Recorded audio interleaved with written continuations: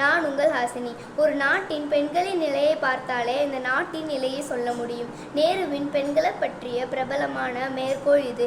பண்டைய இந்திய நாகரிகத்தில் பெண்களுக்கான பாதுகாப்பு, வாழ்க்கைக்கு தேவையான செலவுகளை உயர்வாக கருதி பெண் குழந்தைகளை விரும்பாத ஒரு மரபு சமூகத்தில் காணப்பட்டன. இது பகுத்தறிவின்மையின் வெளிப்பாடாக இருந்தது.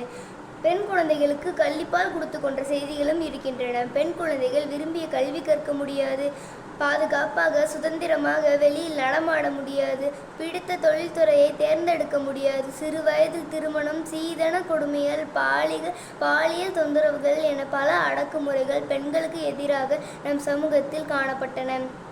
ஆனால் இன்று கணிசமான அளவு இந்த நிலை மாறியுள்ளது.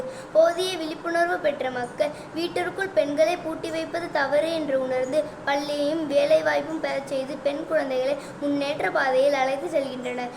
அரசாங்கமும் அனைத்து துறைகளிலும் பெண்களுக்கு இடஒதுக்கீடு வழங்கி அவர்களை ஊக்கப்படுத்துகின்றது. நம் அரசாங்கம் பெண்களுக்காக குழந்தை திருமண தடை சட்டம், வரதட்சணை தடை சட்டம், பெண்கள் பாதுகாப்பு சட்டம் என பல சட்டங்களை அமுல்படுத்தி பெண் குழந்தைகளின் வாழ்வாதாரத்தை மேம்படுத்தியது.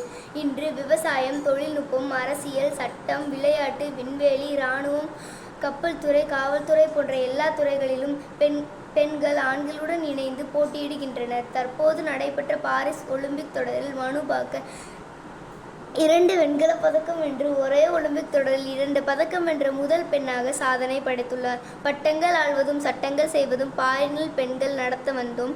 8 மறைவினில் ஆண்களுக்கெங்கே பெண் இளைப்பிள்ளை, காணேற்று கும்மேடி என்று பாரதி பாடியவாறு நாம் பெண் குழந்தைகள் அடைந்துள்ள விடுதலையை நம்மால் காண முடிகிறது. பெண் குழந்தைகளாகிய நாம் தடைகளை உடைத்து சாதனை புரிந்து வீரமங்கைகளின் வழியிலே நடந்து நாட்டிற்கும் வீட்டிற்கும் பெருமை சேர்ப்போம். வாய்ப்பளித்த அனைவருக்கும் நன்றி கூறி என் உரையை முடித்துக் கொள்கிறேன். நன்றி, வணக்கம்.